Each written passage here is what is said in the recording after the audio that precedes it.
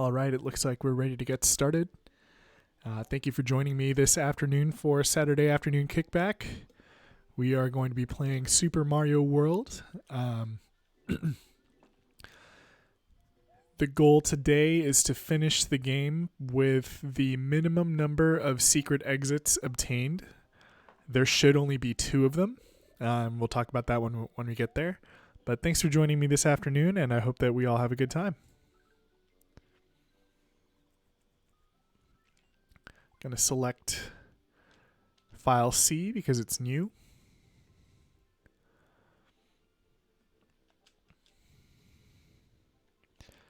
And this is something that I actually tried several months ago now. It's been quite some time, but I I forgot to save the video, so I wanted to try it again. It's also a good challenge run because it doesn't let you get any of the secret blocks. So there's some fun there. You do eventually have access to all the power-ups, but it's not like you have an instantly refreshable amount of them all the time. Since there's no top secret exit, there's no, top secret area or anything like that. Which means that you can take your time snagging some power-ups and hopefully hanging on to them for later. Not necessarily going for any explicit score or time, really just trying to test whether or not we can finish the run. And as far as I know, there are only 2 secret exits required if you go and try to beat the game in the quote-unquote normal way. The original intention behind this run was to see what the game experience might be like for somebody who has no knowledge of any of the secret exits. So some of them are quite obvious. I think a lot of people, if there were no guides or anything like that, would probably be able to find the yellow switch palace, but maybe not so much the other switch palaces. Just like some of the secret exits are hidden behind keys, which make them easier to find, but some of them are a little bit more obtuse than that. So we're going to be taking a look at what it would be like to go through the game if you didn't have any guides, if you didn't have any, there's no game facts, there's no online wikis, just to see what that game experience might be like for somebody trying this very much for the first time. So the first world is pretty straightforward when you're playing this way, since there aren't any secret exits to be worrying about. It does make the game pretty challenging later on when you'll be not having the yellow switch palace to get mushrooms later on. But this is still fairly standard stuff.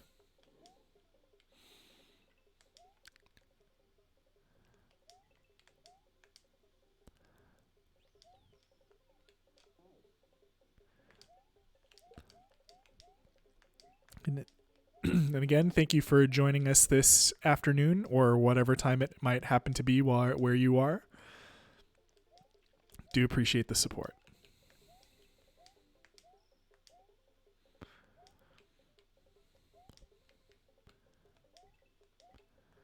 I know that for those star blocks, there's supposed to be a trick that lets you have a 1-up instead of a coin, but I can't quite remember it at this moment.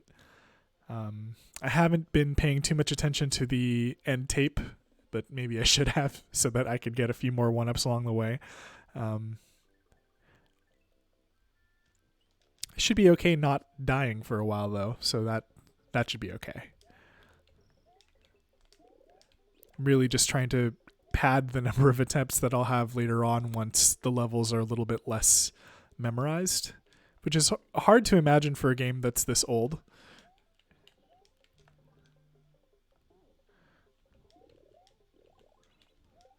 But it can happen.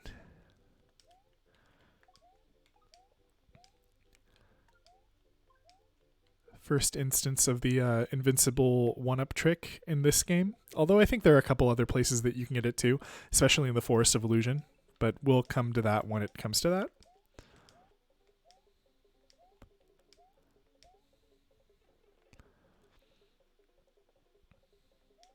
Let's see if I can get something good here. All right.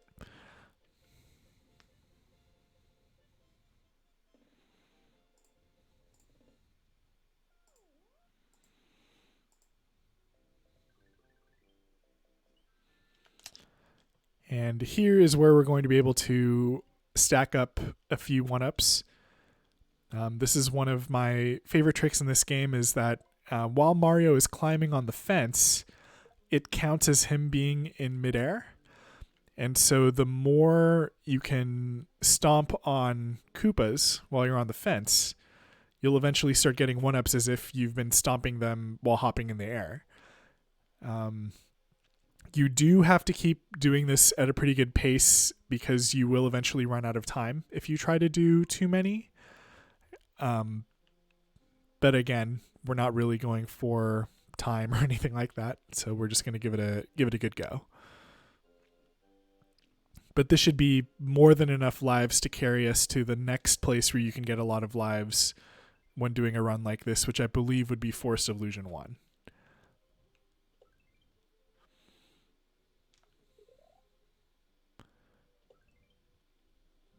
I kind of messed that up there. It's okay.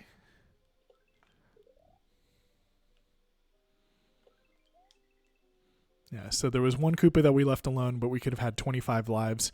Maybe a little bit more had I gotten better scores on the end tape to trigger at least one bonus game. But that is not what we did this time around.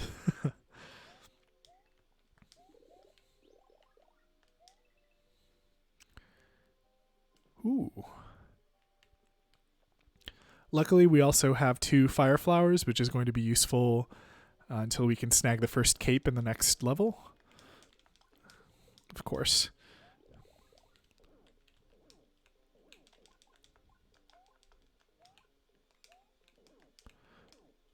I am not good at this. Oh my gosh. There we go. That was not not very coordinated, very clumsy of me.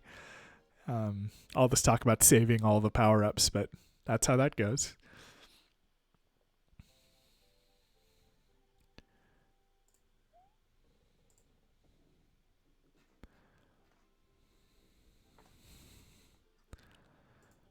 All right, gonna let this play out.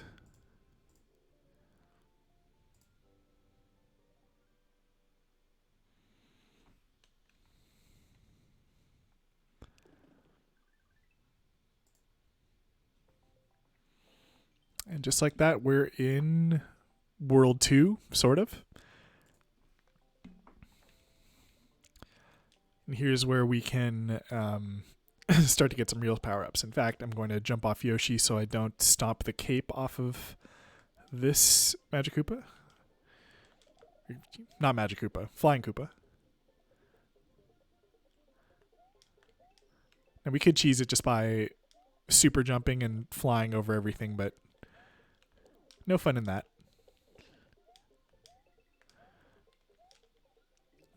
Try to pick up a second cape as we go, since that will be pretty useful. Could have been right there, actually.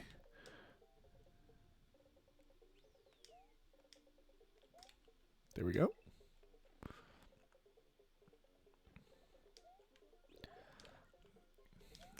Now, I know that we can pick up another Yoshi later on, so that's totally fine.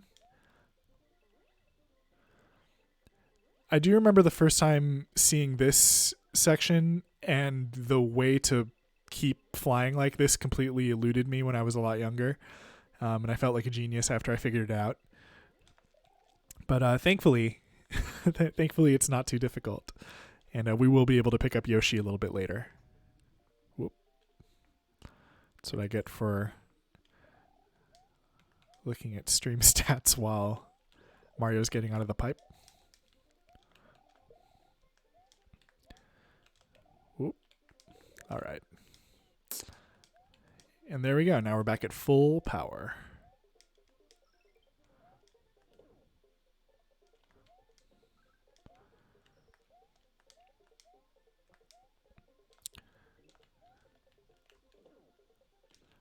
Still wasn't able to get... Oh, no. Only 99 points.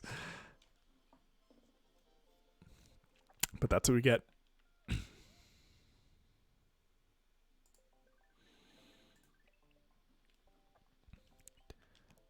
This is going to be one of the more tedious levels of the run since it's an auto-scroller, but that's okay. Plenty of time to harvest coins and points.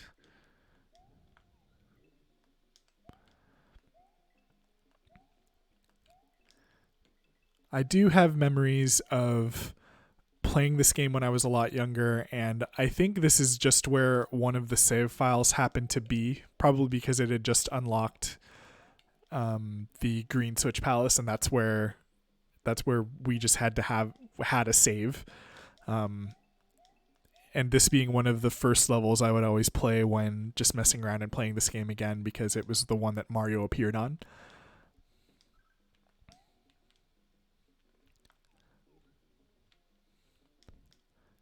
It's a good level for it because you can get a cape right here. It's got a slow pace. There's the secret pipe up here. But secret pipes are not what we're after. We are after standard exits only.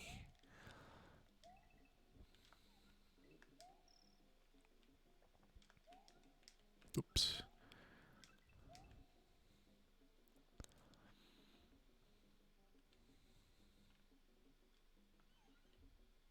Standard exits, boy. That's right, Smokey. We're going for standard exits only.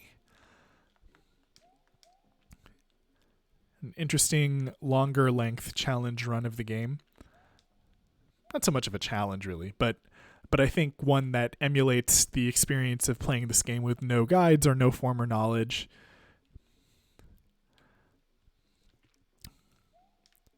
Yes, thank you for joining us today.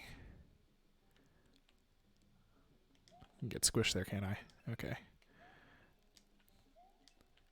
I think that an interesting challenge that the Game Boy Advance version of the game did incorporate was turning the dragon coins into collectibles. So there was a micro challenge of can you find all 5 dragon coins in a level, and they treated it like a collectible for the level, which I do think is too bad that they didn't keep, or not keep, but it's too bad that they didn't introduce that from the get-go, because I do think that it would have been an interesting challenge. But I'm glad that they were able to put it in future versions of the game. Need to delay my jump a little bit more. Well, this is a wash. Let's see if I can. Oh, this is awful. Just one.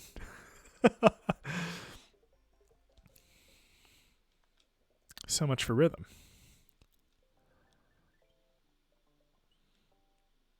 All right, now this is the first crossroads that might be a little bit more interesting. The secret exit will get you to the top secret area, but that's not what we want. We do want the regular exit, even though the secret exit is a lot easier to handle. I do remember playing this level with my dad right after we got this game. This could not have been earlier than 1992 or 1993, after we got a Super Nintendo, and he and I were just completely at a loss as to how to finish this level. Turns out you just need to run the loop once. Otherwise, you just get put back to that to the room with the gray switch block. Yoshi wasn't feeling it. It's true. Yoshi doesn't feel this ghost house, and he wasn't feeling the bonus game.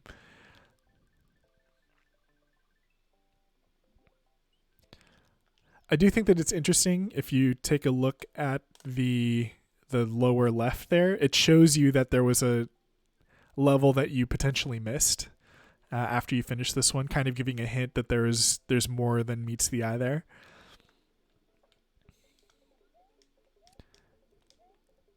All right. This is the first chance that we would have to use a blue shell to let Yoshi fly. Can fly up here and get these coins, which is nice. Or also do the thing where you can spit out the shell and let Yoshi fly as much as you want to, since Yoshi will swallow the shell eventually. But if you're able to spit it back out somewhere where he can get it again, then you can fly as much as you want. Whether or not that's really useful. I guess if you wanted to skip most of the level. I also had the fortune of having the Mario Mania Player's Guide when I was growing up, which also had a walkthrough for Super Mario World. And I remember that this was the level where they suggested you use the R button to look ahead so that you could see the path in front of you, which I think is a nice little tip. I think this is the first level where they explicitly suggested that.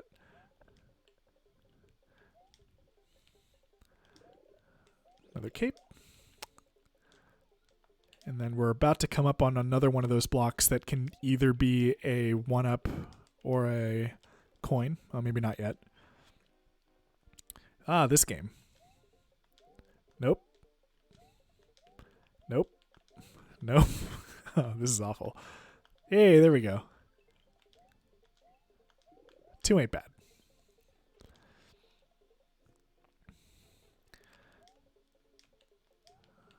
There's the block I was talking about. And a 1-up. Kind of makes up for that bad bonus game. I'll take 29.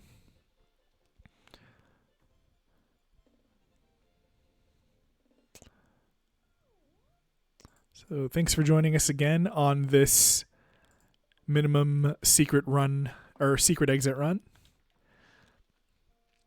Hope you're all having a good Saturday afternoon. We just grabbed I don't know what the real name is, but this Omni shell that lets us have all of the Yoshi abilities all at the same time. So we can fly, stomp, and breathe fire. May as well just use it there. Those guys are a nuisance. Now, if I didn't have Yoshi, the right move, well, actually I can still do it, would be to do something like this, to bank the shell off. But the camera's too high, so it's not going to look good. Oh, geez. Let's try again. That's good enough.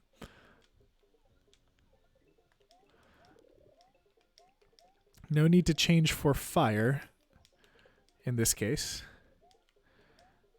It's actually an interesting case.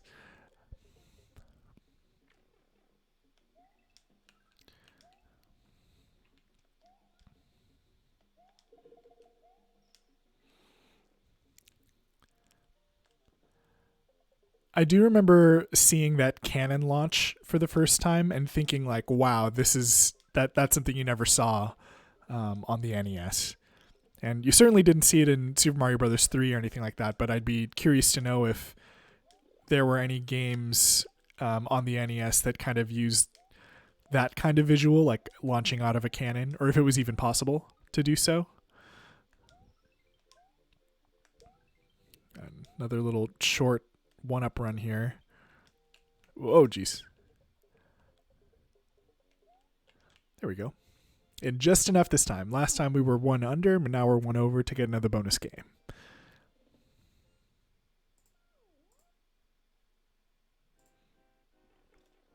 Let's see.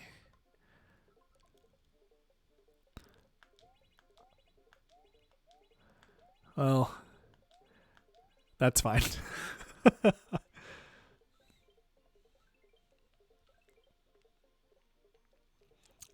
Not the home run we were looking for, but 4 up isn't bad. Now another pretty standard castle. Yoshi's not feeling this one either, so we'll go ahead and leave him behind. Now I know that there's a secret up there, I think, if you fly up there, but not what we're looking for. Oh, careless.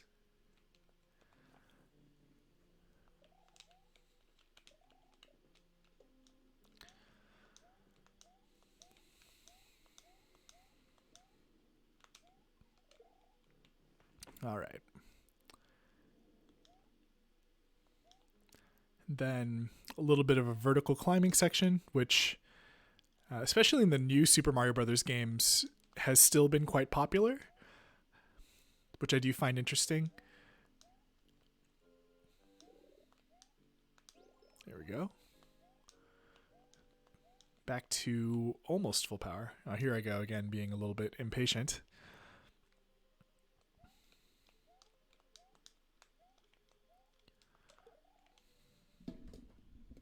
Just scoot this closer. There we go. Let's grab these coins.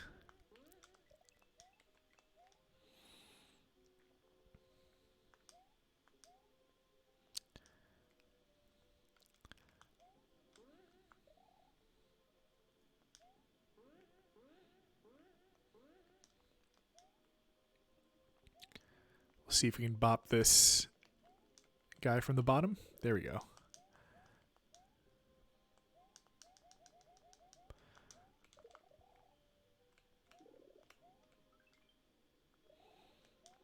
Just in time to hop up this side and grab another one up.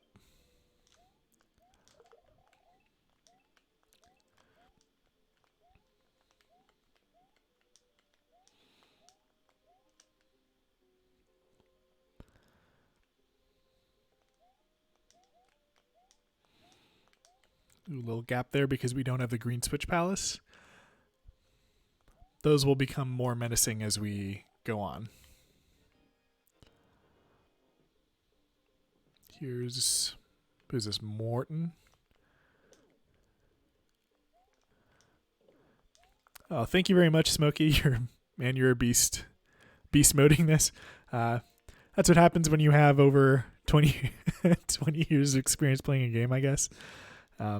But Super Mario World to me is one of the all-time classics. I had the good fortune of being able to play it when I was younger and kind of all throughout. I think between this and Mega Man X are the perfect examples of games that you can always go back to and kind of find new ways to play and new ways to enjoy. I think that was kind of the impetus behind doing a no secret exit run in the first place, was just finding a new way to play this game, especially when the Super Nintendo Classic came out and then the collection on the Switch. It's nice to revisit old games and kind of put a new twist on them.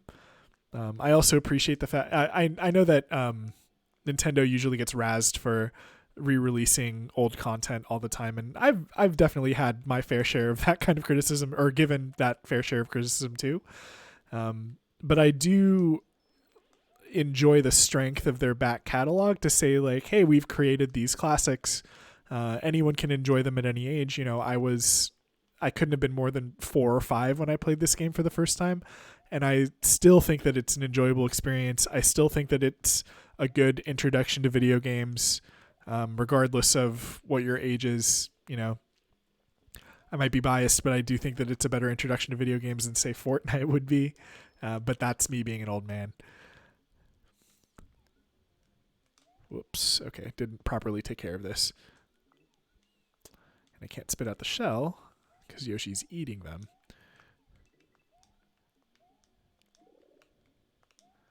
This cape right here in this block, I do remember thinking that I was a tiny genius finding that however long ago. It's like, oh, they put secrets everywhere.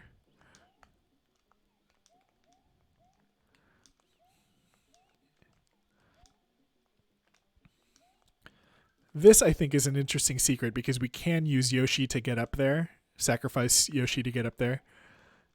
But if you want to keep Yoshi, I don't know if there's a way to fly up there to get that secret exit. But again, secret exit's not what we're after this time around. Here we go.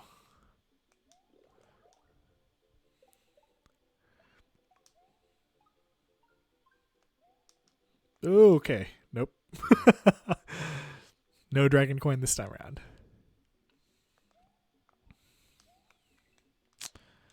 Little Bon Jovi action. Because we're halfway there. That was awful. I'm sorry. Oh, God. Oh, God. Ooh. That's what happens when you get impatient. Lose half your stuff.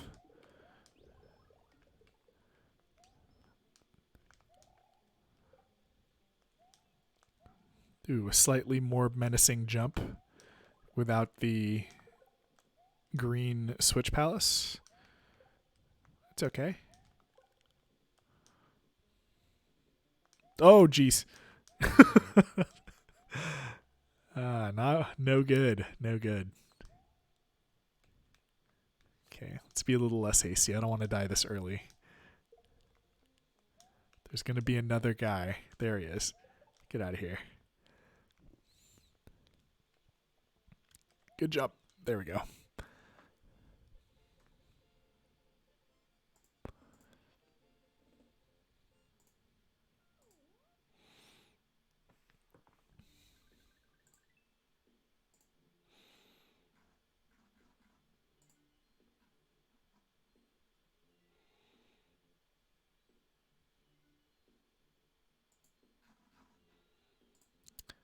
All right.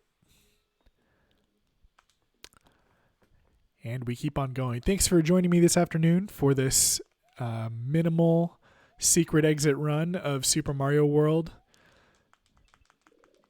Also some random musings, and thanks for the participation in the chat as well. A fun little hybrid land and water level this time around. Which I know also existed back in Super Mario Bros. 3. There's a handful of levels like this. And in that game, I think they're presented as quite challenging. I can think of a couple Pipe World levels that are like that, where it's like, ooh, you got to switch back and forth between being on land and being in water. And that's presented as a pretty big challenge, and it is. Here in this game, I think it's a little bit more common, and also nice that they present it kind of in this way, like, oh, we're in a cave, right? Caves will have underwater, underground underwater systems.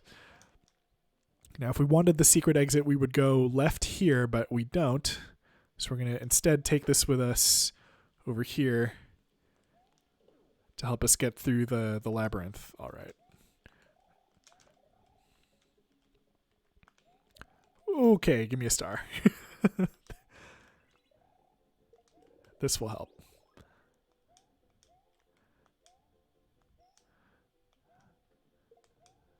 Let's get through this last area. I was going to say before the invincibility runs out, but that's too much to hope for. Ooh, Shadow Clone Jutsu. There we go.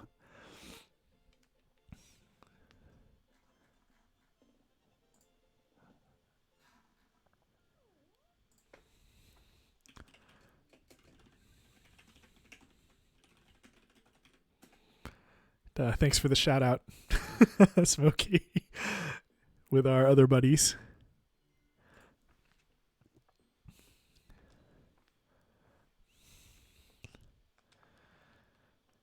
All right.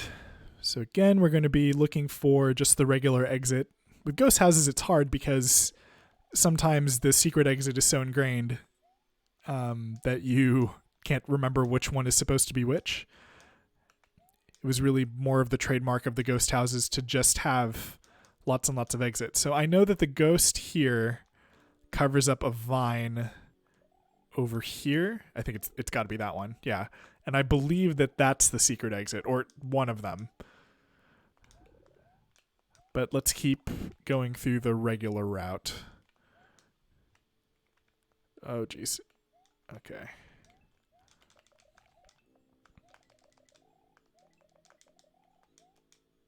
There we go.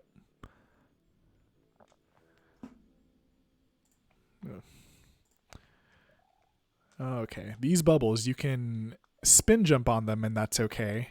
And I believe you can slide kill them as well, but I don't think that situation comes up very often. If I remember correctly, this is also the level where they have the hole in the floor that shifts around, which is also no good. Might need that later. Right, and then there's this door. Is this the exit? This might have accidentally been the secret exit. We'll find out in just a moment.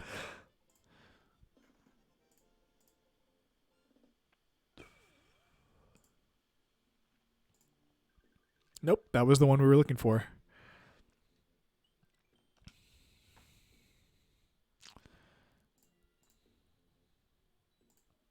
All right, that means we can keep going on our minimal secret exit run. It's the Blarg. I think that's what they're called.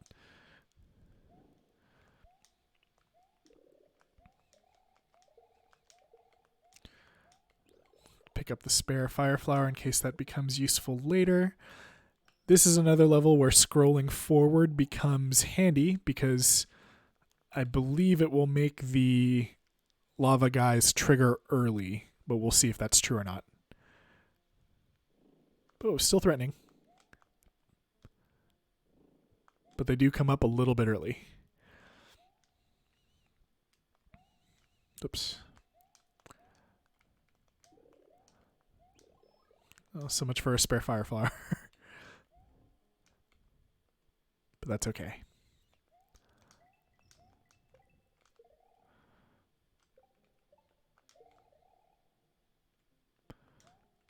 All right.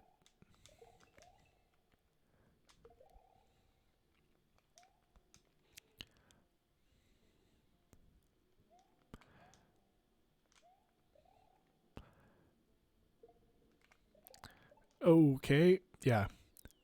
This is one of the first places where you have kind of this infinite loop. It reminds me of, oh, geez, of course I would mess that up. It reminds me of the area in one of the first levels of Super Mario Bros. 3 where it looks like a half pipe and everyone does the thing where you slide around like it is a half pipe because we all dreamed we were Tony Hawk in the 90s and 80s. Or 90s, I guess. Nice to see Yoshi back after a long absence when I messed up a handful of levels ago. Supposedly Yoshi can eat Blarg. I don't know if I'll have a situation where I can test that. Ooh, okay. Little hazardous right there.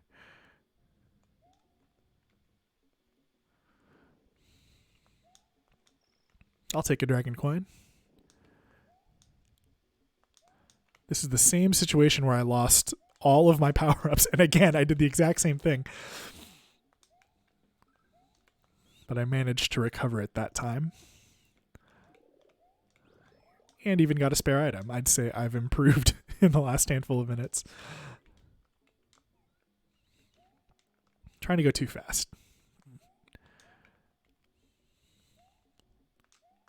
There we go. 40. Good enough for another bonus level.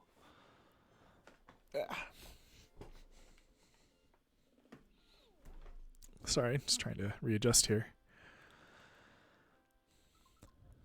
Perfect. Nope.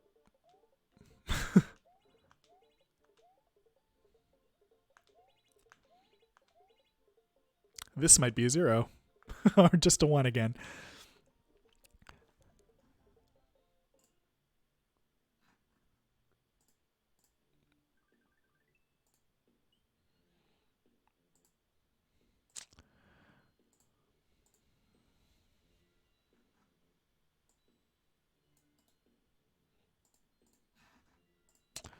Just taking a quick moment here. Sorry, everyone.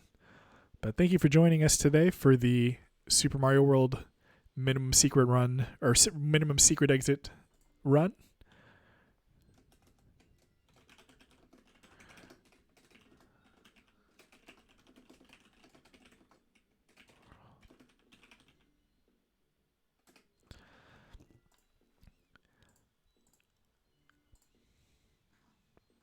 All right, there we go. All right, thanks everyone for that short delay, but we're going to keep going.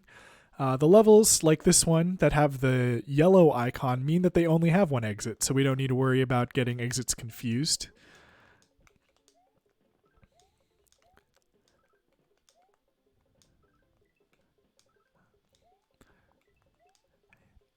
I think this is one of the first of these levels where there's kind of this bullet barrage out of nowhere.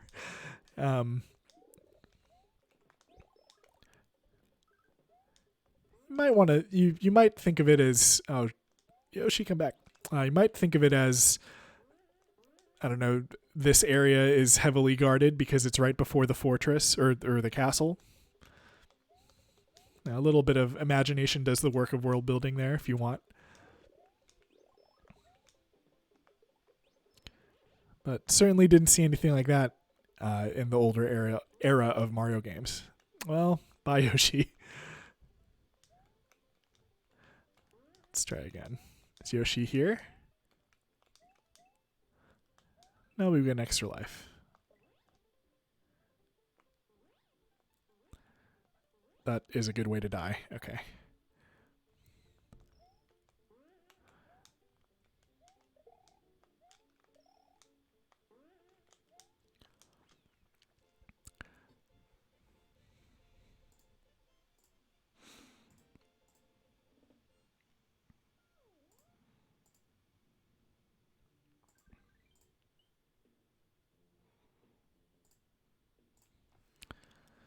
All right, third castle already.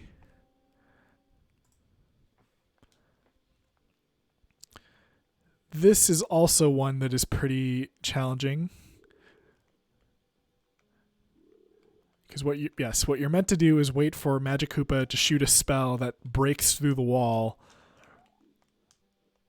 to let you through, or you can spin jump through it also.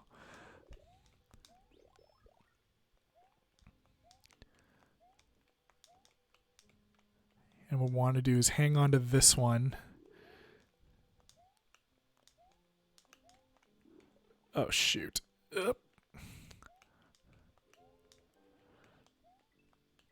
There we go. Make this accessible.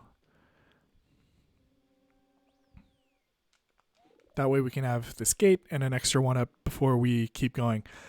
Smokey says, I hate this castle. Yeah, this one is a major pain.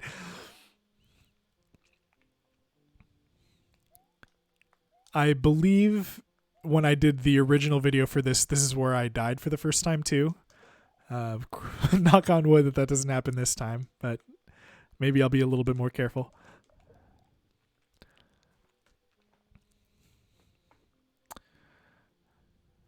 It is easy to get impatient though.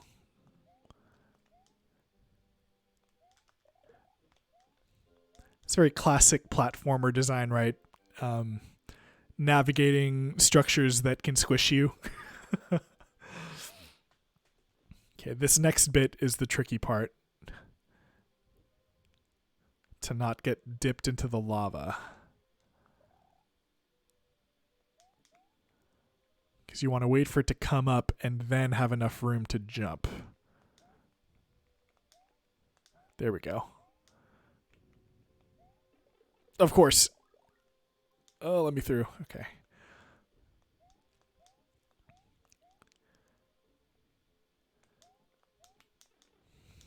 No good, no good.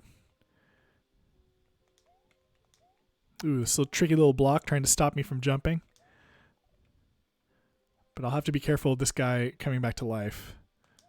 Ooh, and turning around. Didn't realize he'd do that.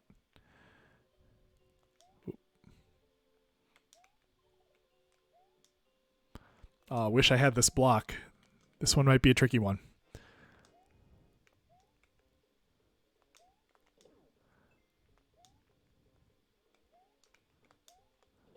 Okay, so far so good.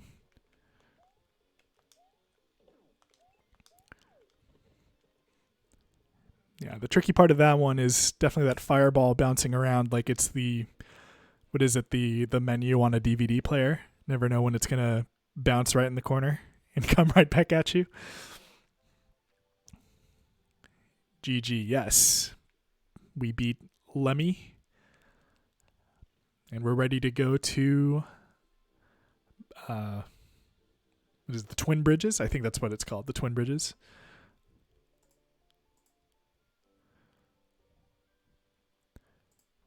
Twin Bridges, exceptionally short world when you are going for minimum secret run.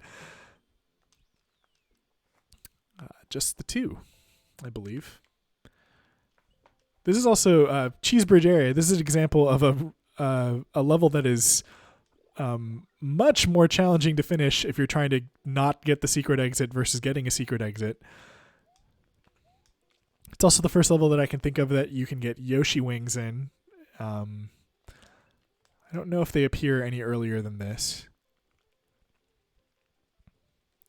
This was a level that I do remember also being much more challenging on the on the Game Boy Advance version because in this version, since you're not being penalized for not getting the dragon coins, you can just ride this top one and nothing really happens.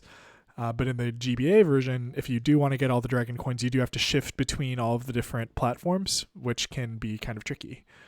There's a secret exit right there, but we can't use it since we don't have Yoshi and we're not looking for secret exits.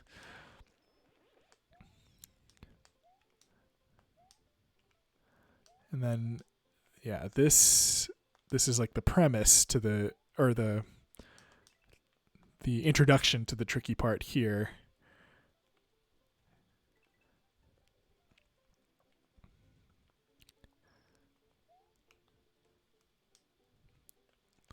Okay. I think we've managed it. The really tricky part is if you're trying to get the exit that is beyond that exit gate that has the moon, the 3-up moon. Because you can either take Yoshi and hop on the buzz saws or fly through those saws, neither of which is super easy.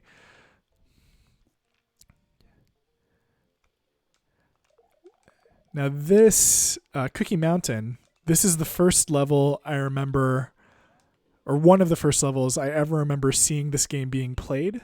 I remember I was with my cousins who live in British Columbia, which is north of here in Canada, and they were kind of showing it off, and I remember thinking like, wow, look at this Nintendo, look at this game, it's beautiful.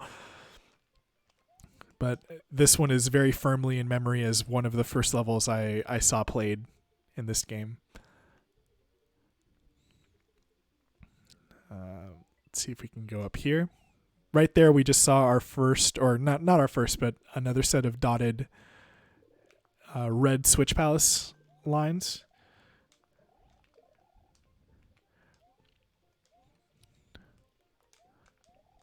Is there anything here? Okay.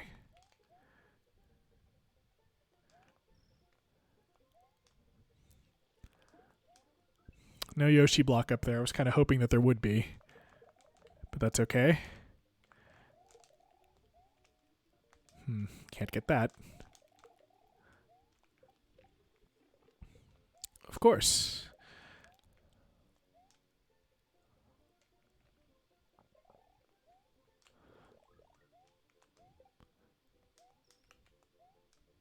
I'm finding that I barely remember this level at all. But you know the star's a good get.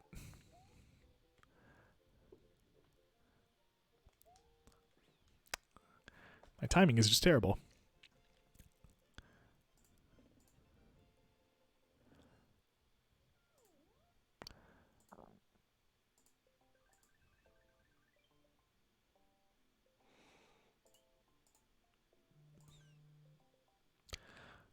All right. Here we are again at another castle. Already, since Twin Bridges is such a short area, one of these is false. We can jump through them, but not today. I think this red background is really interesting. I'm not sure if they use it in any other place.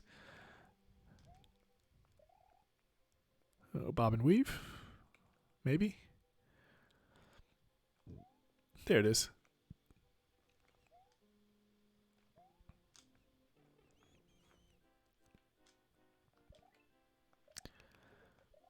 One of these.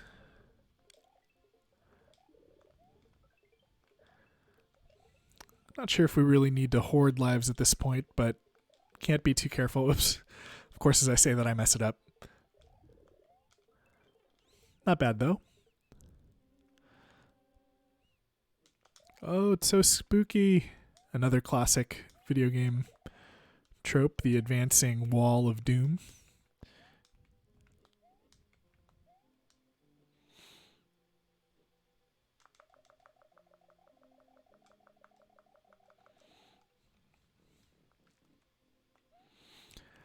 Now, here's an interesting area. You can do the same trick that we did in the first castle to pick up a large number of 1-ups. But I do know that if you try to pick up all of them, you're left with very little time on the clock for the boss. So we'll get as many as we can, but we may not get them all.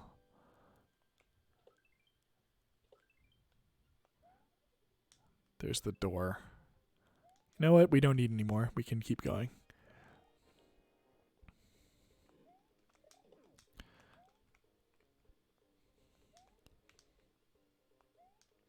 Very long boss corridor.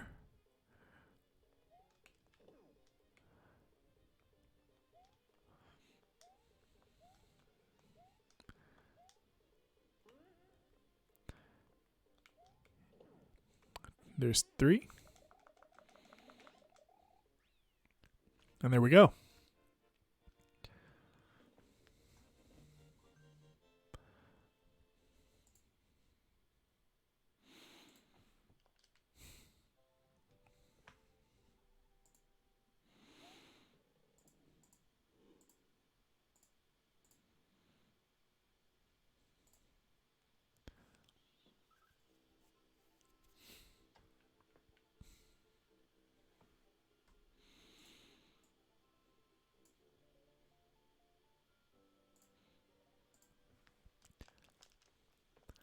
So we've taken care of 4 castles so far.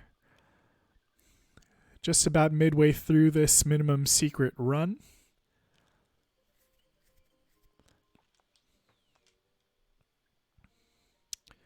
Not bad. I do believe this is one of the 2 levels that most people would suggest if you're trying to stock up on extra lives, because it does have a really long run of area where you can get a combo going to get lots of extra lives. This one and Vanilla Secret, I believe it's Vanilla Secret 2. This one is the one that's accessible to us on this run, so we might take a moment to try to get even more extra lives. But again, thankfully, we haven't really needed them.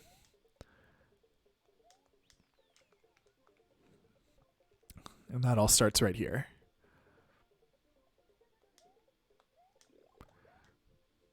We can pick off all of these enemies. There we go. We just passed where the secret exit would be. I think we picked up some 20 lives right there.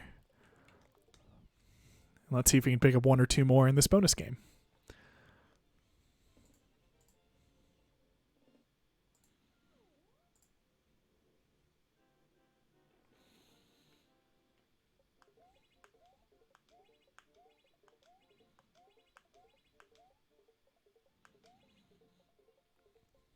Just 1 more. And of course, it's just the 1.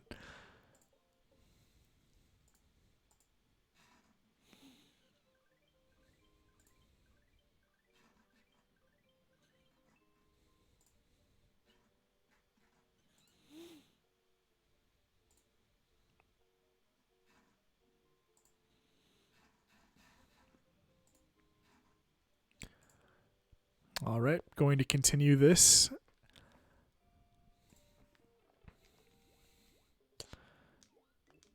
Now this level is pretty tricky. Completely underwater, tight spaces. Yoshi might not even be the right move in this case, but we're going to give it a try anyway. Oh gosh, okay. You know what, that's okay. We're a little bit more maneuverable without him, and we can also still spin to take things out. And then we can also carry this ice block to have a little bit more mobility until it expires, of course.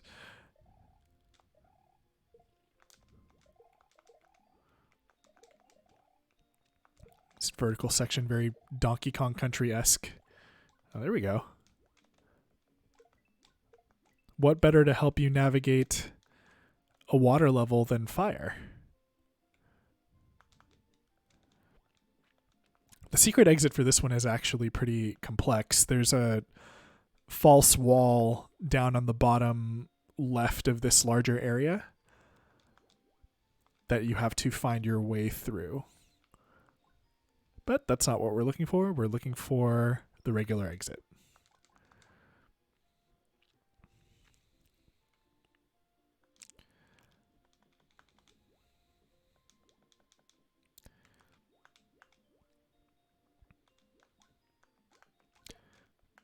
Yeah, let's see if we can take out the Rip Van Fish.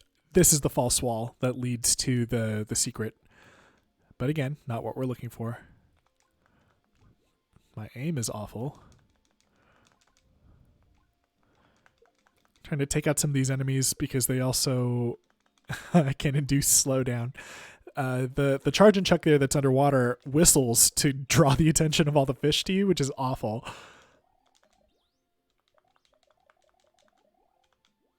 Okay, let's see if we can get a good number on this one. Not even.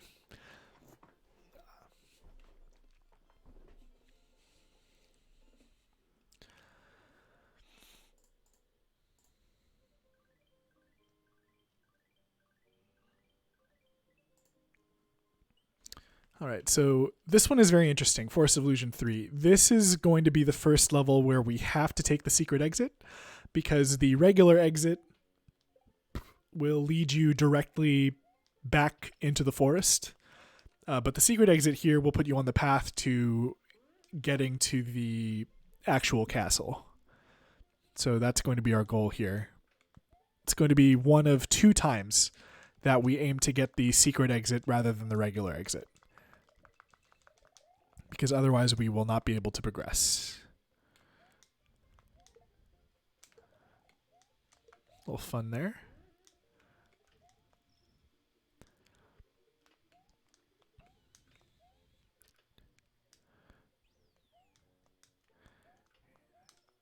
There we go.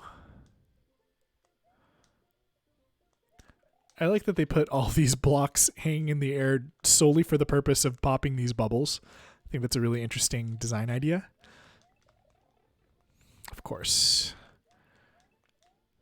I guess that means I should get through this a little more quickly.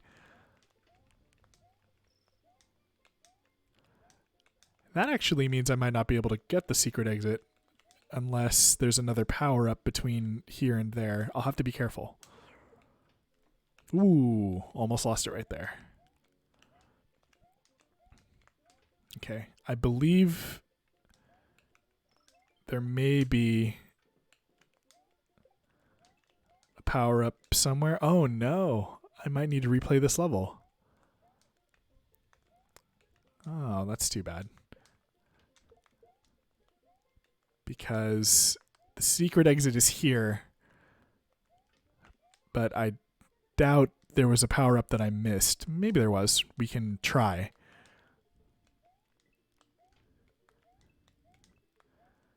That's too bad.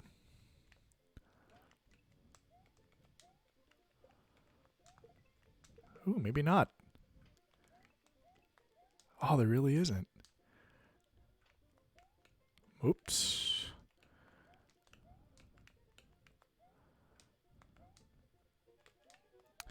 Oh man, just gonna have to redo this one.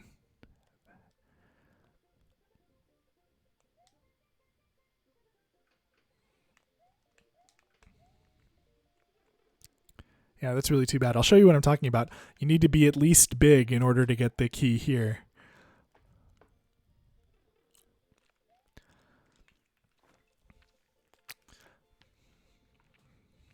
This is actually fine though. I can show you what I mean by the path turning back into the forest. So if you get the regular exit here, you unlock the 4th level, or maybe not. Maybe you unlock the ghost house. Oh, it looks like the ghost house. But this actually just puts you back further where you were. The real exit that you want to take is the secret exit, because this takes you out of the forest and progresses you in the game. There's only one other level that's like this. And I can actually show you that one too once we get there. Okay, that'll help, but that's not exactly what we're looking for. Might need to keep this mushroom the whole time. We'll see.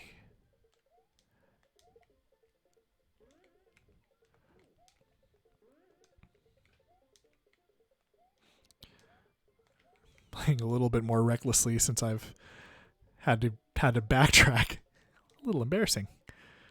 Oh, here we go. Here's our insurance mushroom.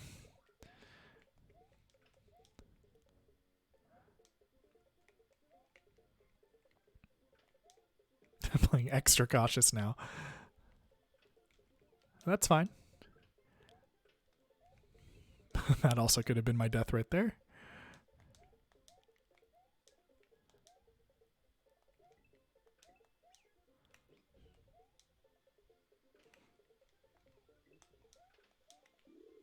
Ooh, Bunshin no Jutsu.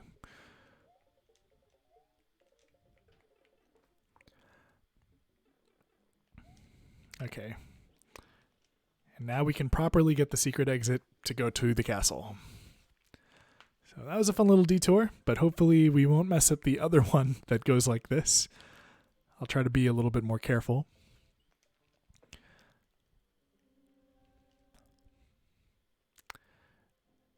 Now this castle is a tricky one, mainly because of this section right here. Snake blocks are like a favorite of Mario Maker level creators now.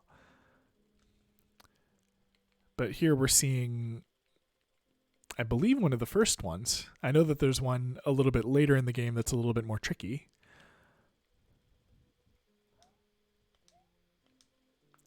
All right, this is where you can also advance the camera. Of course, I take a hit when I try to advance the camera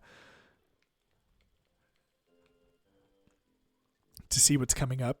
Ironically, when I did that, I got hit twice, so that might not be the best idea. But you'll see if you look ahead, you can the spikes that fall are falling a little bit earlier, which is nice. One less thing to have to try to avoid later on. Okay. Why is this given to me? I see. Thankfully, I don't need the 1-up since I have 80 lives. It would be nice to be able to get a cape right there, but we can't. Oh my gosh. Okay. Whoop. Here we go. Errors everywhere.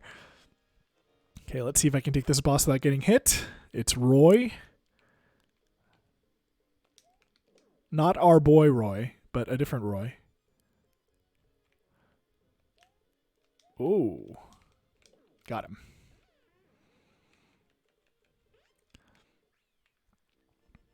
Little heart pounding there. Definitely not a boss that I've practiced by any means.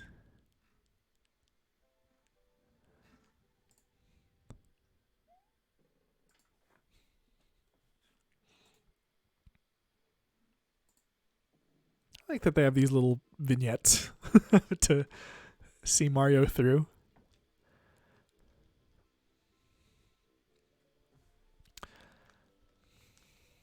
And that is 5 castles down.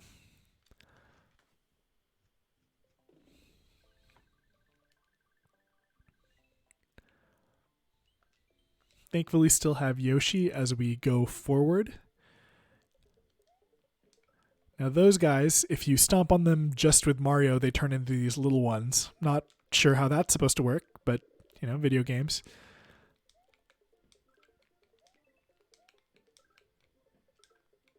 I guess it's kind of like they're like Mario, right? This is their super form, and then when you jump on them, they take damage and become the little form.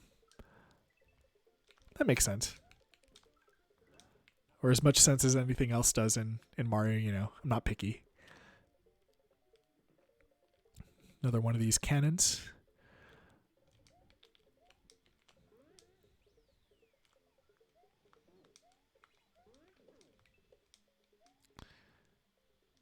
Here we go. Oh, no. Get out of here. Need you, buddy. Here we go.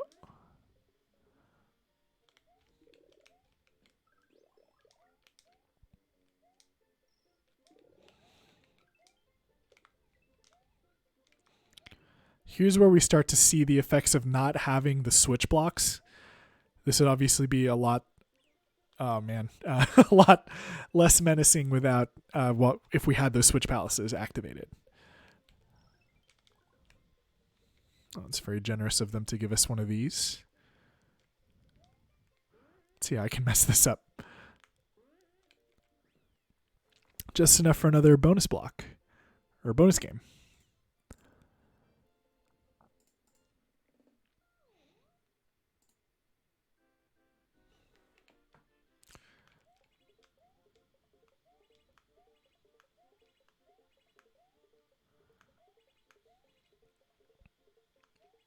Awful. 0 once again.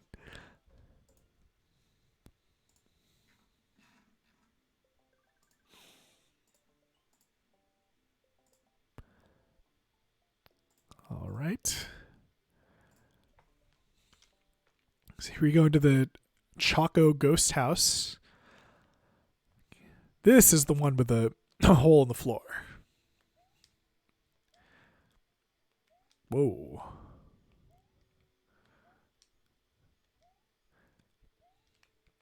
Lots of different ghost formations here. Very spooky. This guy trying to make me not jump. Also spooky. Ooh, I want that. There we go.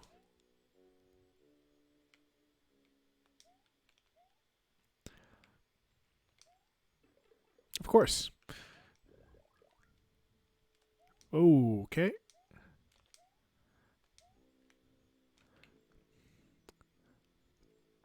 Ah, yes. So these are the ghosts that turn into blocks when you look at them. There's some secret to using them to get height, but we don't need that door. We need the regular door.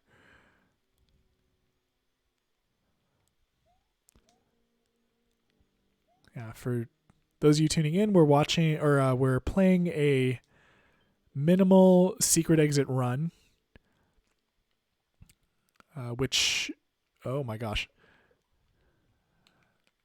Okay. Which you only need 2 secret exits to beat the game if you try to do it that way. Trying to emulate the experience of playing the game for the first time, not having a player's guide, no game facts, no nothing, and seeing what maybe an average player would find while they were doing it. I guess those are necessary. And there we go. Very much a puzzle solution, which is nice. There aren't too many of those on a regular run of the game. I guess the only real puzzle levels in this game are actually coming up. This one included. So Chocolate Island 2 is special because there are lots and lots of different I guess screens of the level that you can see based on how many coins you have or you've collected in the previous screen, and also how quickly you finish each section. There's one that will lead to a secret exit, and then lots and lots of regular exits. So we might want to delay just a little bit to try to not get the secret exit one, because I think if you go fast, that's one way to guarantee that you have the secret exit. So I'll kind of take my time here, make sure I kill lots of enemies, and see if that helps us get to the exit that we want.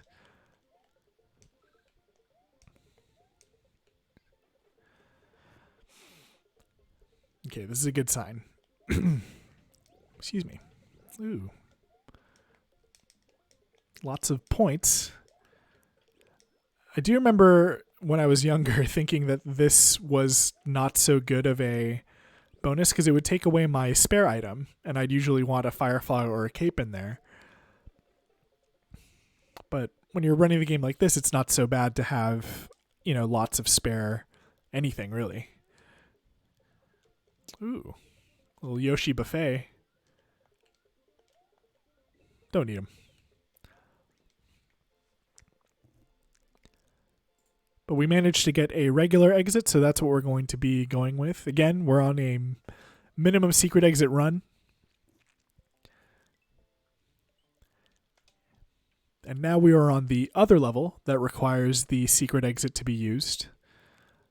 The reason for that being the regular exit will just loop you back right to the beginning, right to where this level is on the map. It's unique in that way. But I don't have a cape, so we're going to be sort of cautious as we go through here, since I have been getting myself into trouble by being impatient.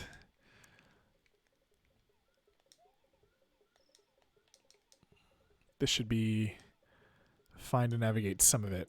There we go. Spare cape never hurts.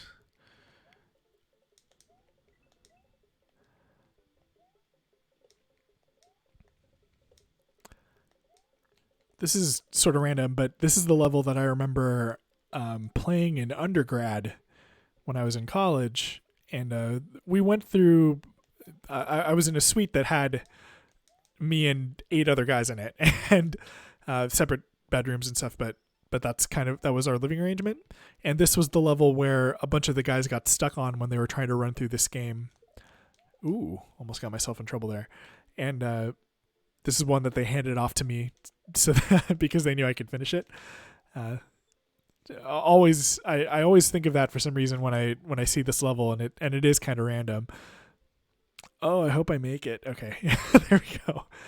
So if you fly right of the main goalpost there, you get these 3 up, and then this second flag.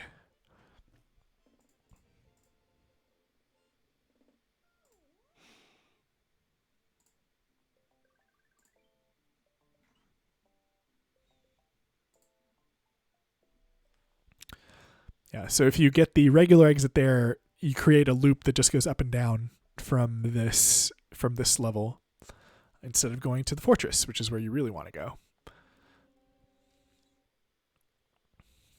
All right, thanks for joining us again on this minimum secret exit run. Trying to go for not all of the normal exits, but just the normal exits that you would encounter if you were playing, trying to play this game kind of from point A to point B, where point B is the finish, without doing any secret stuff. So we don't have any of the switch palaces. We don't have any alternate routes, no star road, no special world or anything like that, which is a shame because those levels are all really fun.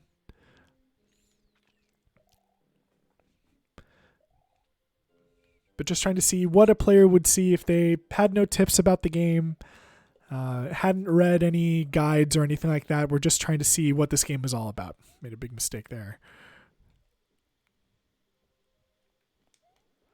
Okay.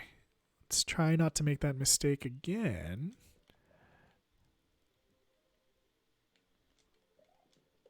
There we go.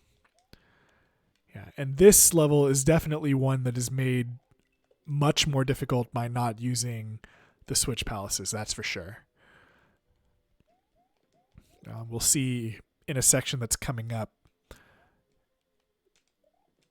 that, yeah, so this is a good example. It could have kept that little guy pinned in.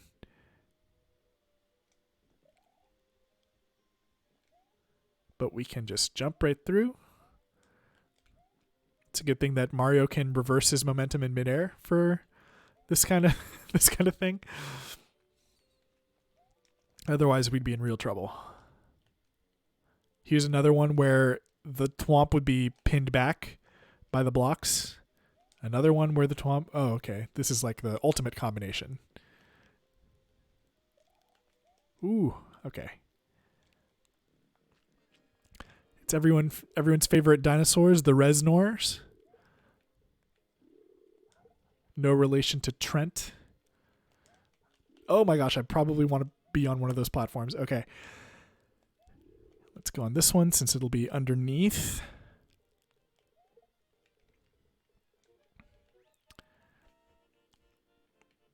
And I want to say that that's the only time that we'll see a Resnor in this run, but I could be wrong. There might be one in the next world.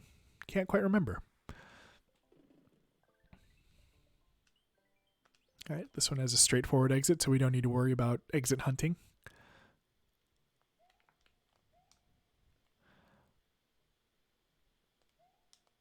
Okay.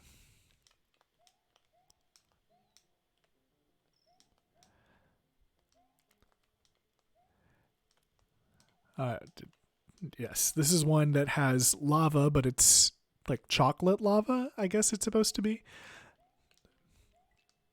Actually, we can see this section down here. So this is a good example of, we don't have any of the switch palaces, so all of this is just busted. We can't get any of the secrets down here. There's 3 1-ups. There's a handful of other things. So we can go down here and see it, but it is all uncollectible to us, unfortunately.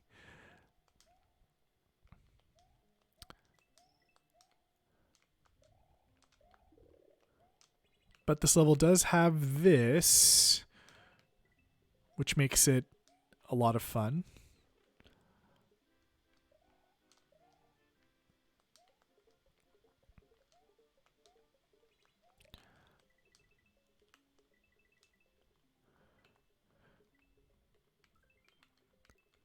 I might not fall far enough that we can get all the packages. Also, I'm not sure why I'm doing it here instead of at the edge. Excuse me. but we're going to try to go back up the chain and get as many power-ups and bonuses as we can. Don't need that one. If you're familiar with this level, you know the one that I'm looking for. There it is. Don't need that one.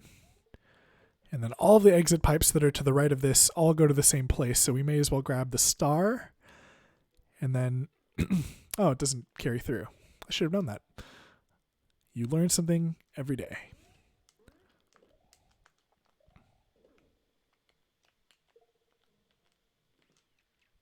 Grabbed just enough for another bonus level, which is nice. I'm not sure if we're going to have enough normal levels after this to do another bonus game unless I get them right on. So this is actually kind of a nice thing. But my history of these on this playthrough have not been great. I'll take 2. Leaves us just 1 from the maximum.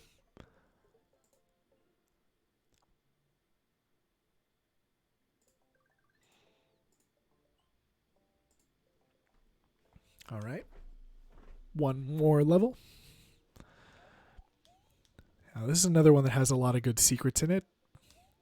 There's a booby trap right here. You see this? If you hop on that P block right there, you'll just fall through the pit. But that's not what we want. What we want is to just get through. I'm tempted by all those treasures, but not today. And of course, as soon as I say that, I get bop. It's a nice throwback right there, that coin formation to the Switch, or not Switch Palace, Coin Heaven coin formation in Super Mario Bros. 3.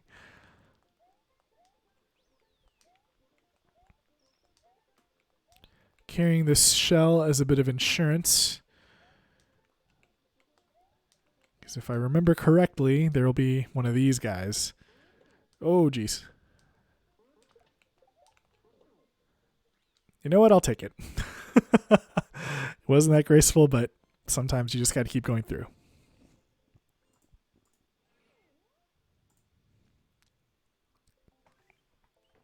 And already at castle number 6.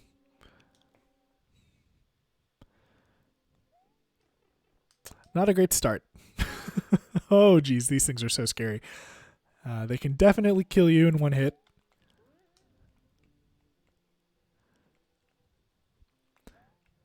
Buzzsaws. Yeah, the level of danger has escalated a lot for these levels. Here's another place where the Switch Palaces would have come in real handy, extending our platform there, but we don't have that luxury. Yeah, this level is quite challenging. There's going to be another buzzsaw over there. Yeah, better to have it on the screen so I know how to dodge it.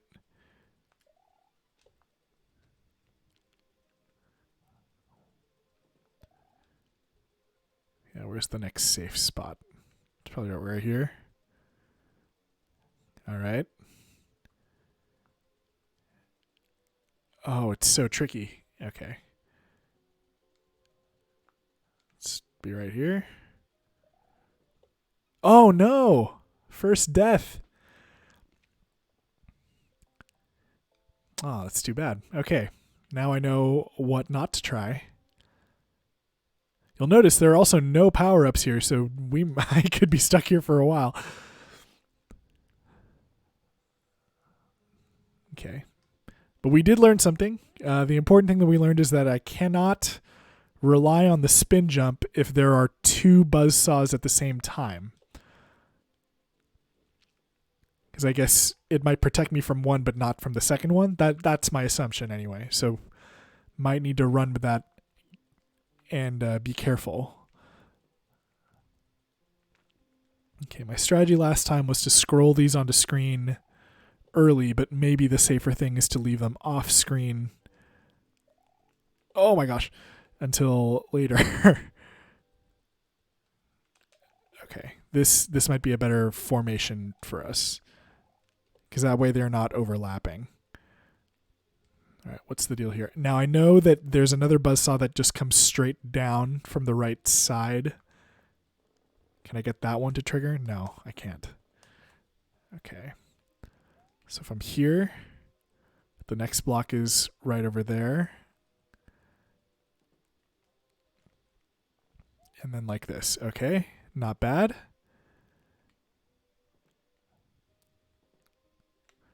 Whew. Okay. Oh my gosh. All right. Finally a power up. Oh, all right. Is this where the buzzsaw comes and attacks me? No, this is where Sparkies exist. Or hotheads. I don't know what their real name is. I was impatient. Oh no. 2 deaths. 2 deaths on this level. That's what I get for being impatient. Lost my power up. Still have the checkpoint though, so that's good. But that will make this even harder.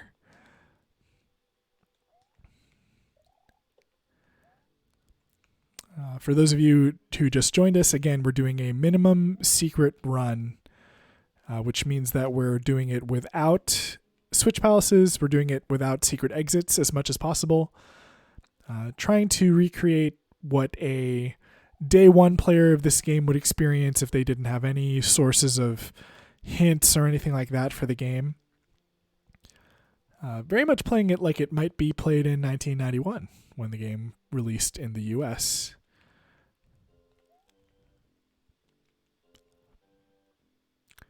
Excruciatingly slow. Okay. And this would be real nice for this boss, but we don't have that luxury. That's the wrong one. Oh my gosh, that was awful. Okay. 3 deaths so far.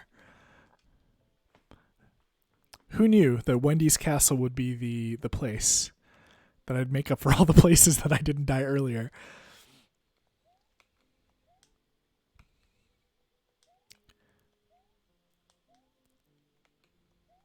All right.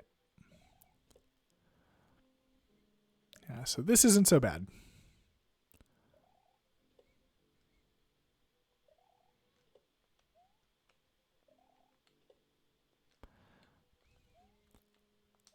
Doing our best to be careful here.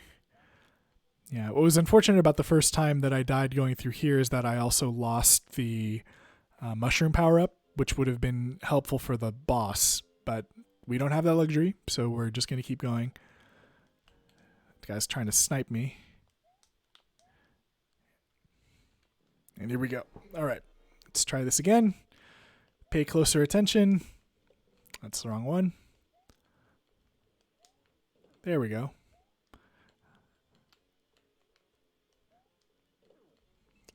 Should probably be taking less unnecessary risks. That's the wrong one. Also the wrong one. It's actually a good strategy, though. If I can stay safe from the fireballs, I can just wait until the real one pops up near me. Well, that's okay. We got her. All right. Thanks for bearing with me through that. I thought I'd be able to go deathless, but it turns out I died 3 whole times on that level, which is also no good.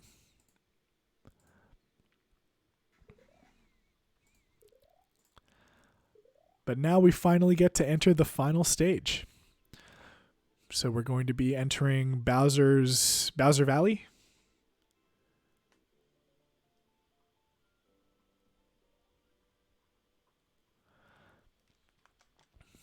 So we're in the home stretch now. Oh, not quite. We still have to go through this level, which is also really challenging. The sunken ghost ship.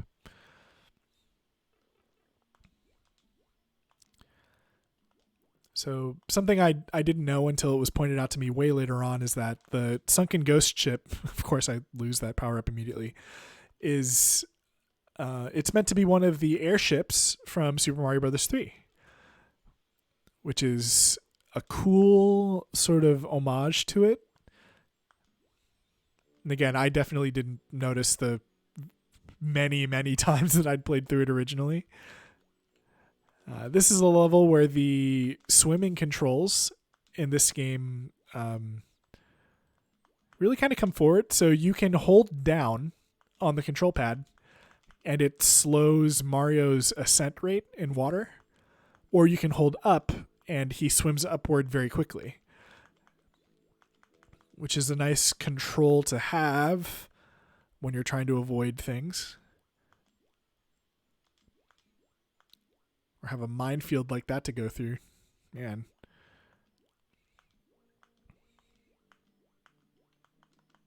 I feel like these ghost circles are one of those things that people put in Mario Maker levels just to mess with people. Like they'll put tons and tons of these ghost circles everywhere. Now this is going to be tricky. So what we want to do is... Oh, I'd like that mushroom. Try to get to the bottom without this star expiring on us. Or maybe picking up a power-up along the way. We'll miss the power-up, so we'll just keep going.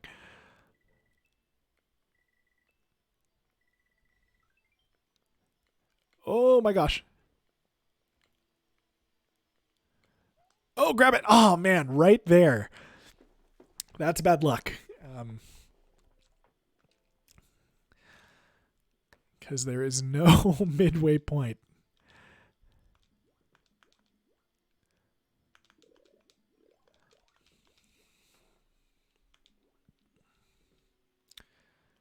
All right, so no problem. Just got to go through it again.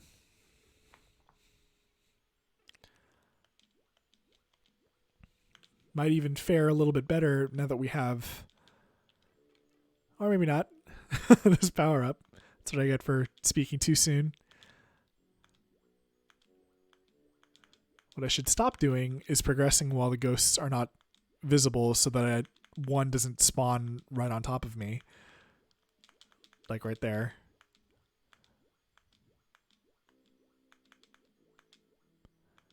But I guess that could happen either way. All right, then we're at the ghost circle part, and I can do this little dance. Whoop.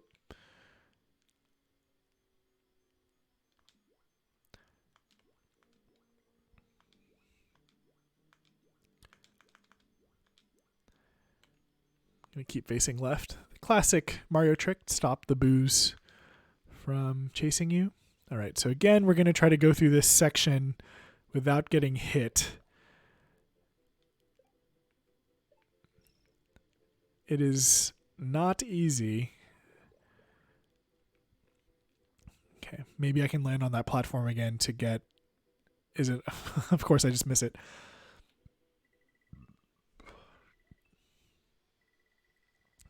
Okay, what we need here is the platform. Whew. Just barely. So that spike ball was about to land right on my head, but we cleared it.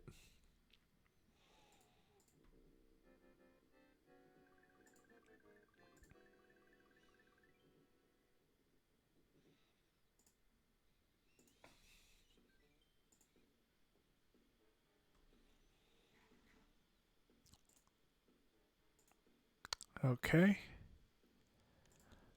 Saving here. Now we're in the home stretch. Valley of Bowser 1. Another maze-like level. That guy would have been pinned by these blocks if we had that Switch Palace, but we don't need to worry about that anymore. We are way past worrying about Switch Palaces.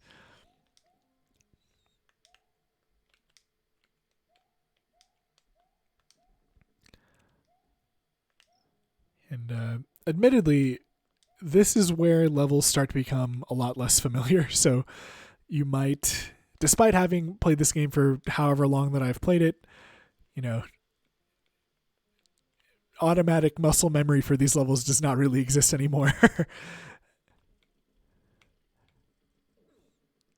Still got to be as careful as possible.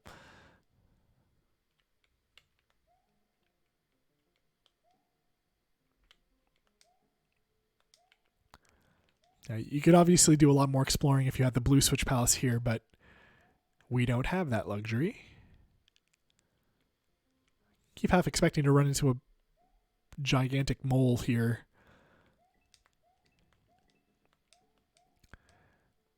Okay, if I go down here, yes. But hopefully this isn't a death trap. Okay, there'll be another footballer.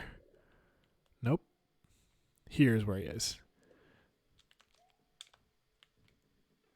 I'm not going to find out what happens. Very consistent on there. 25, 26, not bad.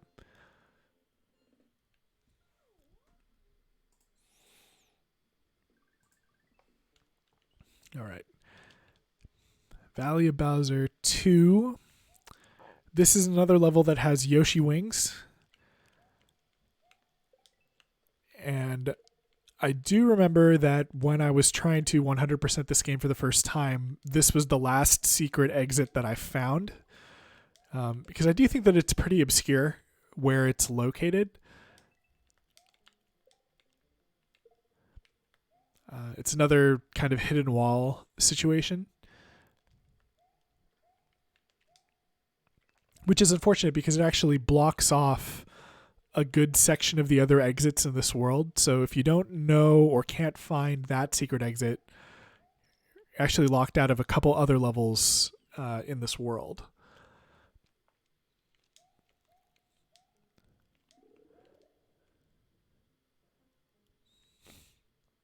So Yoshi wings, but it's not our thing for this run. Okay, again, maybe being a little more reckless than I need to be. Our next safe spot is right up there. And then we have to book it over to the right, again, to not get squished. And then going up is a trap, so you wait for it to be up. And then swinging down for that next safe spot. Right here. Next we'll be going up and to the right.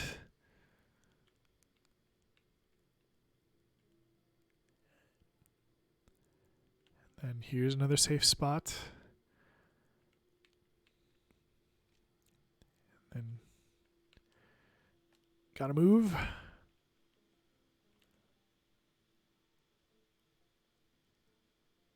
Nothing there. All right, next safe spot is up there.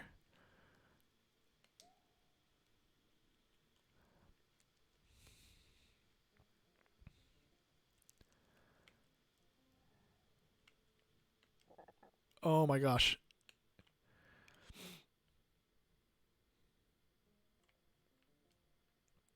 And then book it to the exit from here, I believe. Might be a little bit more. Yes. Yeah, very nerve-wracking.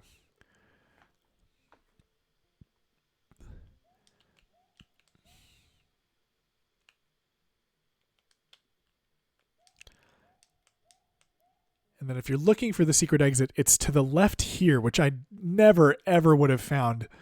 That one I definitely had to look up.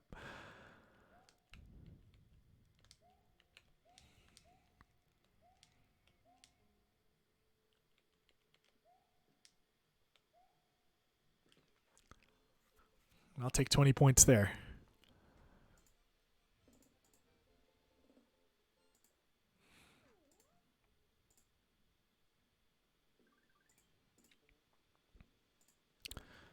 All right, just a handful more now. Valley Ghost House.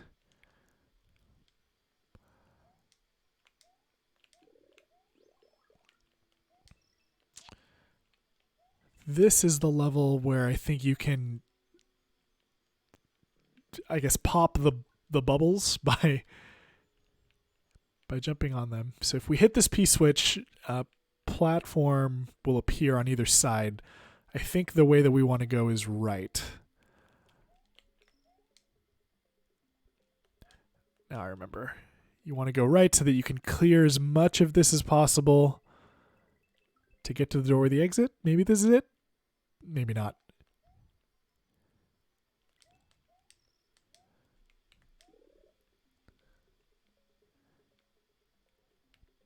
This is some secret exit stuff, but that's not what we need.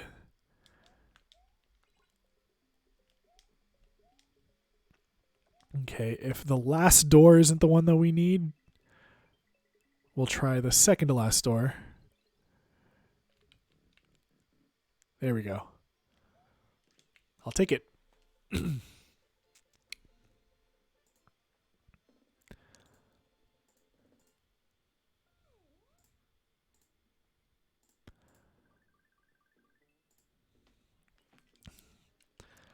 Yeah, from here on out, it's fairly straightforward for what it is that we need to do.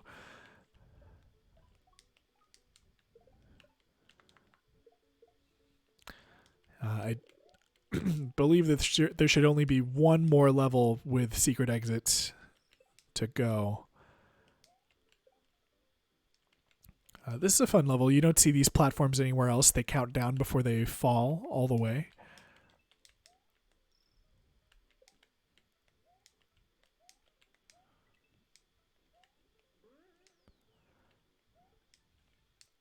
Not quite sure how you can have a bottomless pit and a cave system, but you know what? It's fine. No need to worry about that.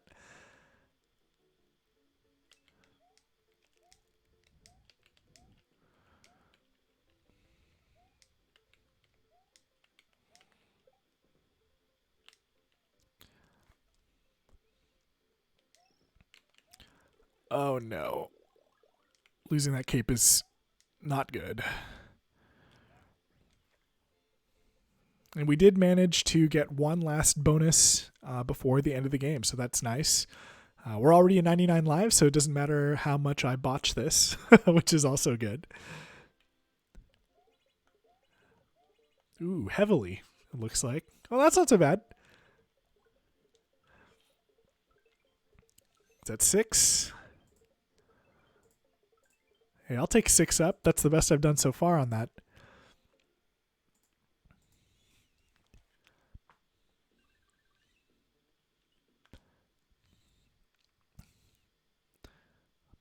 All right.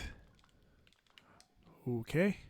A little earth-bending football player there.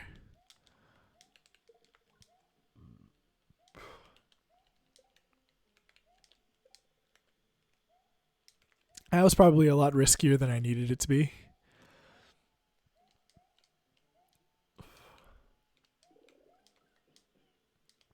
But I'll take Yoshi.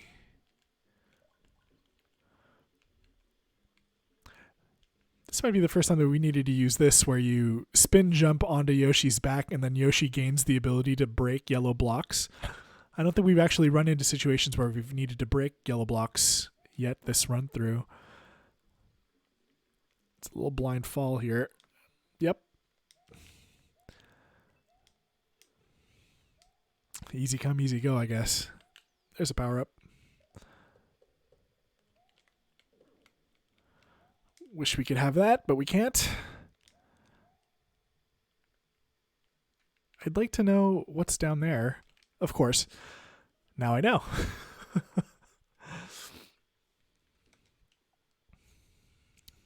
Probably taking those jumps a little too high, but now that I know it's down there, I can be a little bit more careful, since that's been the theme of this run through.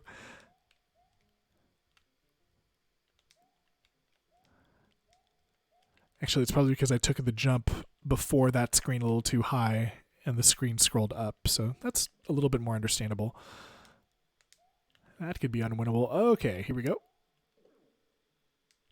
Secret exit, obviously impassable to us. We need Yoshi, but that's not our goal.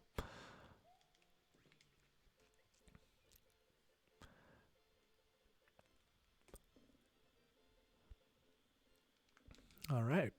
And we're finally to the last fortress.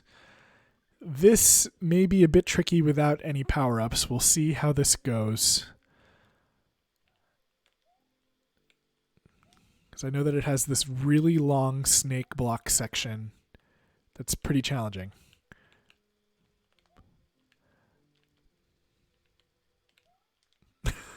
That's what happens when you get hasty.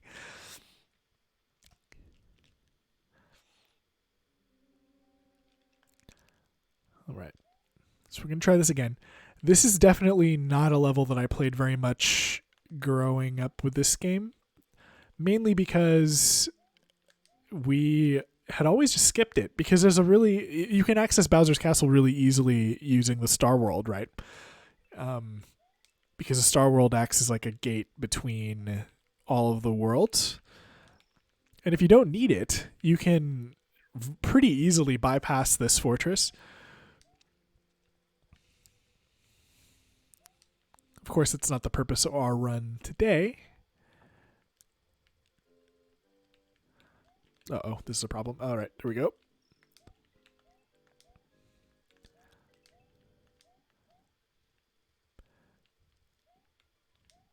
But that is something that I do like about this game is that, again, there are so many different ways to play it. You can play a minimum exit run and be done with the game in less than 20 minutes or half an hour.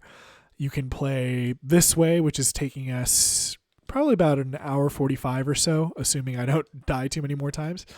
But there are just lots of ways to play this game, and I really appreciate that. Even to this day, it can be a really nice challenge. This is kind of a classic Mario secret, right? Riding down farther than you need to be in order to get some bonus goodies. Oh, okay.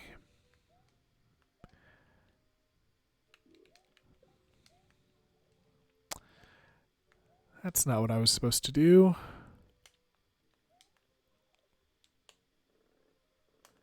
So this is where not having a cape is a hindrance.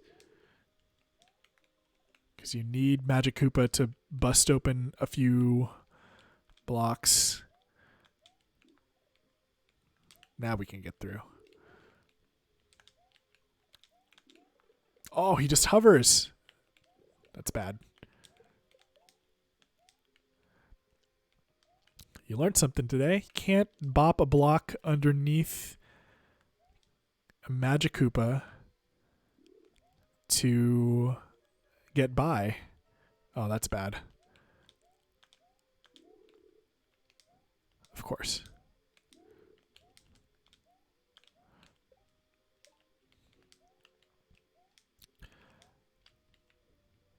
This is no good.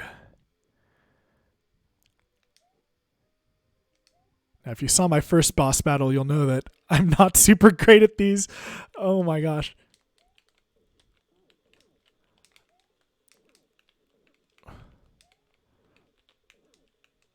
There we go. Whew. Too tricky.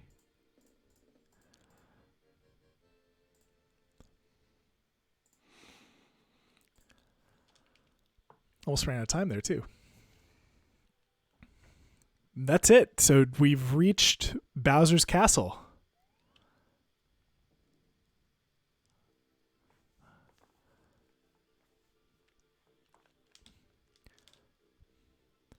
Now, on a regular playthrough, Bowser's Castle is actually pretty trivial since there's a lot of different optimized paths through it.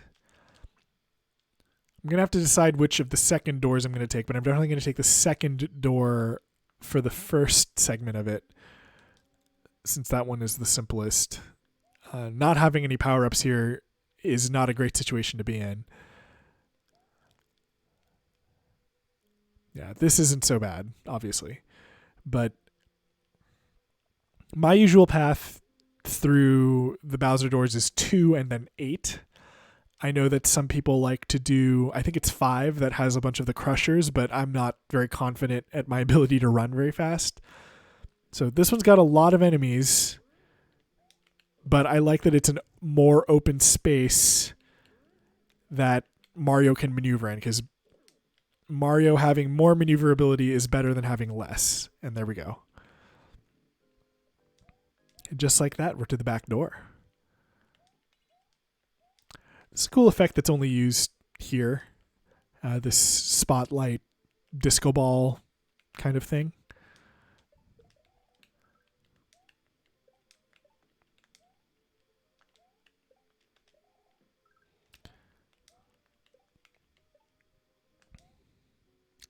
Now, if you use the backdoor entrance to Bowser's Castle, you get a halfway point there, but we don't have such a luxury. And all that's left to do is beat Bowser.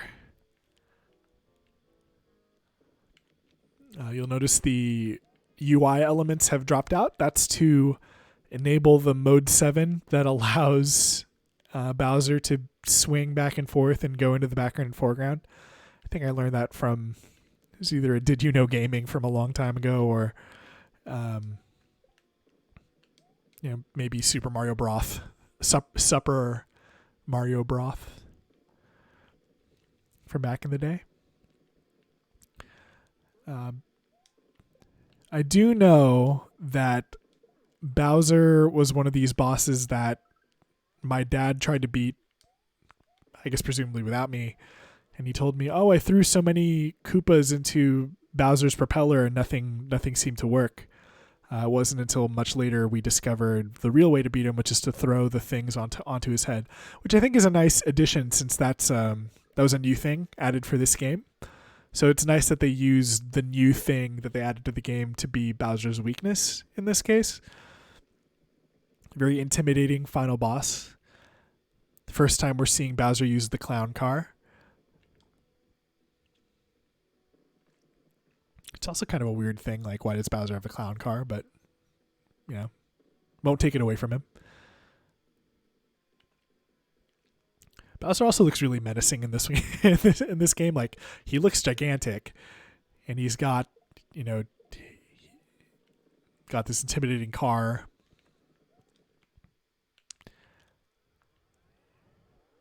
The background. Thankfully, this is not so difficult.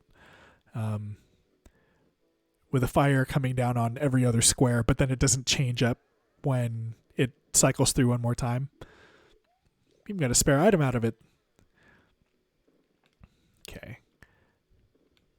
It's again an intimidating part of the boss. I used to be so scared of this when I was younger. It's not so bad.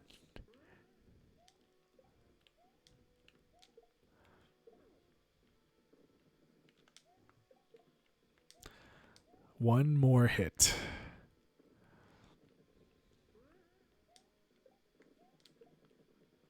Got him. Position ourselves for the cutscene. And there it is. The minimum secret exit run of Super Mario World is complete. Overall time, about 1:44, hour 44, which isn't bad. Especially considering that I died as many times as I did in Wendy's Castle in Chocolate Island, and a couple more times ahead of that. But we were able to finish the game taking the minimum number of secret exits that are required, which is just 2. And we're rewarded with this lovely ending. We save the princess, get to go on a little enemy parade, and get to revisit the game as much as we want after that, which I think was a nice treat back in the day.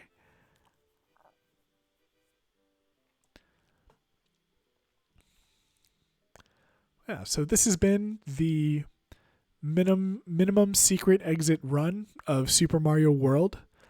Thank you, everybody who joined us for the stream. I think that if you're looking for a new kind of challenge run to do for the game and you're not quite sure what it is that you want to do, maybe a short speed run isn't what you were looking for, this is a nice and interesting challenge.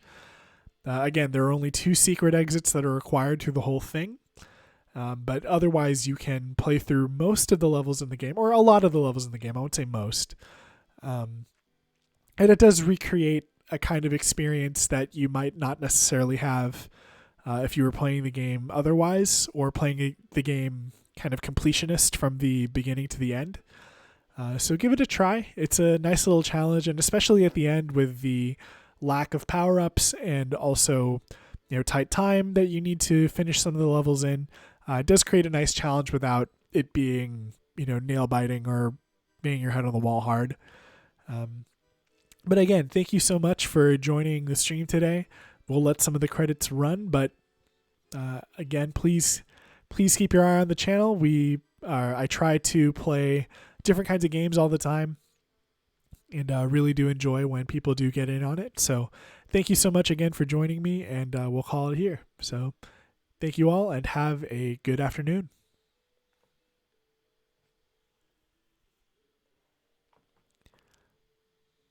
We'll just let this part play through, though.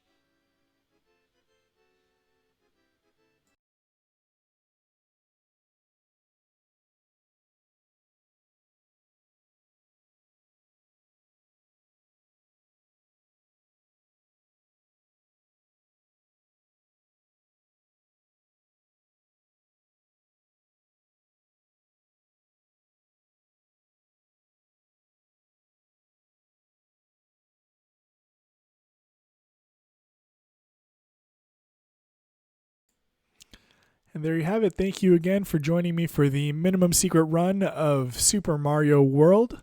I can't wait to come back with a different game later on for all of you. But until then, please have a great afternoon. This was Saturday Afternoon Kickback. And we can't wait to see what else we might play. So take care.